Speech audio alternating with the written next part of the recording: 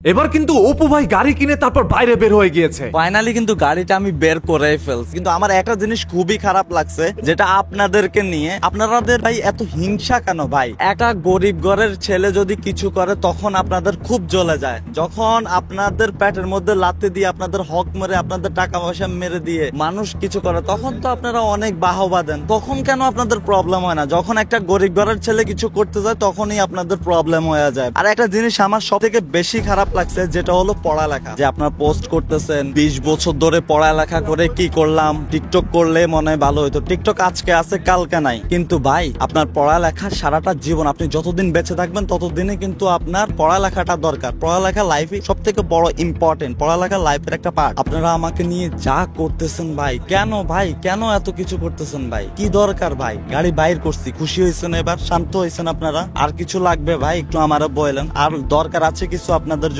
আমরা যখন তাকে বলেছিলাম অপু ভাই গাড়িটা কেনে নাই একটু রিলস ভিডিও বানানোর জন্য, তারপর গাড়িটাকে ভাড়া করেছিল, তবে অপু ভাই এবার গাড়িটা বাইরে বের করে সবাইকে দেখিয়ে দিয়েছে না আসলে অপু ভাই গাড়িটা কিনেছে। আবার ভাই কিছু সংখ্যক মানুষ তাকে নিয়ে সমালোচনা করছিলেন, পোস্ট করে যাচ্ছিলেন যে অপু ভাই একটা মূর্খ অশিক্ষিত, কিভাবে গাড়িটা কিনলো। এটার বিপরীতে অপু ভাই কিন্তু কাউন্টার দিয়েছে। ফাইনালি কিন্তু গাড়িটা আমি বের করে ফেলছি। এর পরবর্তীতে আরো কিছু মানুষ বলছিল 400-500 দিরহাম দিয়ে ওই ল্যাম্বরগিনিটা অপু ভাই ভাড়া করেছে রিলস ভিডিও বানানোর জন্য, মানুষকে দেখানোর জন্য, মানুষের মনের মধ্যে আগুন জ্বালিয়ে দেওয়ার জন্য, যেরকম আমি আমার ব্যাকগ্রাউন্ড আজকে লাগাইছি। আপনারা সবাই জানেন অপু ভাই নিম্নবিত্ত পরিবার থেকে উঠে এসেছে এবং একটা সময় চুল কেটেছে, তারপর নানান ধরনের দোকানের মধ্যে তিনি কাজ করেছেন। আজকে অপু ভাইয়ের সফলতা দেখে অনেকে জ্বলে পুড়ে ছারখার হয়ে যাচ্ছে। দেখেন, আমি কখনোই অপু ভাইয়ের সফলতাকে ছোট করে দেখিনি, আমি তার কর্মকাণ্ডকে ছোট করে দেখেছি। কারণ একজন অশিক্ষিত মানুষ কখনোই শিক্ষিতের মতো আচরণ করতে পারবে না, তবে কিছু শিক্ষিত মানুষ আজকে অশিক্ষিতের মতো আচরণ করছে, যেটা অপু ভাই তার ভিডিওর মাধ্যমে প্রকাশ করেছে। দেখেন, অপু ভাই একটা ল্যাম্বরগিনি কিনেছে। এখন আপনারা অনেকেই বলতে পারেন ভাই একটা নাপিত কিভাবে ল্যাম্বরগিনি কিনলো? হ্যাঁ, এটা কিন্তু সবারই একটি প্রশ্ন আসতেই পারে। তবে একজন নাপিত ল্যাম্বরগিনি কিনুক আর না কিনুক, সে দুবাইয়ের মধ্যে স্টে করতেছে, সেইখানে তিনি বসবাস করছে, কত পরিমাণ খরচ হয় সেখানে বসবাস করতে আপনারা সবাই জানেন। তাহলে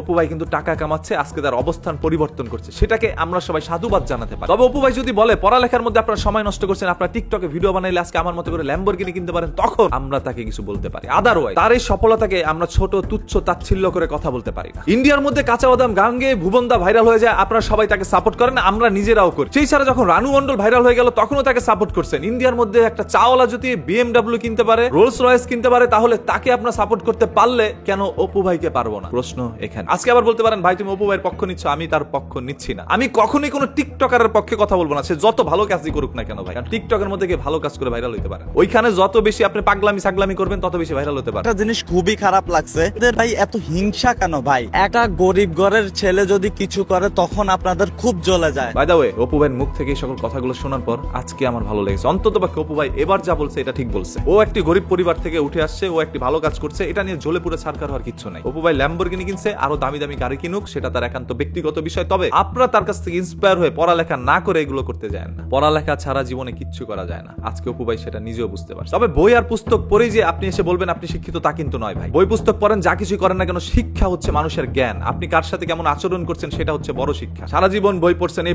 পাইছেন সকল সাবজেক্টের মধ্যে, তবে মানুষের সাথে ভালোভাবে ব্যবহার করতে পারেন, আচার আচরণ করতে পারেন না, এর মানে আপনি শিক্ষিত নন। দেখেন, অপু ভাইও কিন্তু মোটামুটি এখন ইংরেজি ভাষায় কথা বলতে পারে, হিন্দি ভাষায় কথা বলতে পারে। এখন ও তো একটা শিক্ষিত পোলা, ঠিক না? আপনি পড়াশোনা করে ইংরেজি বললে আপনি শিক্ষিত, আর পড়াশোনা না করে ইংরেজি বললে সে কি মূর্খ? সেও শিক্ষিত। মূলত বিষয় কার আচার আচরণ কেমন। অপু ভাইয়ের কিছু ভিডিওর মাধ্যমে আচরণ খারাপ ভাবে প্রকাশ পেয়েছে, যার কারণে তার বিপক্ষে আমরা দাঁড়িয়েছি। আজকে অপু ভাই যে কথাগুলো তার ভিডিওর মধ্যে বলেছে এগুলো আমার কাছে ভালো লেগেছে, যার কারণে আজকে তাকে সাপোর্ট করলাম। হ্যাঁ, ভালো কাজ করুন, সাপোর্ট অবশ্যই পাবেন। বাই দ্য ওয়ে, এই সম্পূর্ণ বিষয়গুলো আপনাদের কাছে কি মনে হচ্ছে আপনারা একটু কমেন্ট করে জানা, দেখতে চাই আপনাদের সবার মূল্যবান মতামত। দেখা হবে আপনাদের সাথে পরবর্তী ভিডিওতে খুব শীঘ্রই। এতক্ষণ সবাই ভালো থাকবেন, ভালো রাখবেন, মন্দ হতে বিরত থাকবেন। বরাবরের মতো কথা কিন্তু একটাই, ধর্ম বর্ণ নির্বিশেষে আমরা সবাই মানুষ, মানুষ হয়েছে সর্বদা মানুষের পাশে দাঁড়াতে, এইটাই তো আমাদের একটি নীতি হতে পারে। আসসালামু আলাইকুম, আল্লাহ হাফেজ। ভালো লাগলে বাহবা দিবেন, না ভালো লাগলে ইগনোর করবেন, শেষ কথা এখানেই শেষ।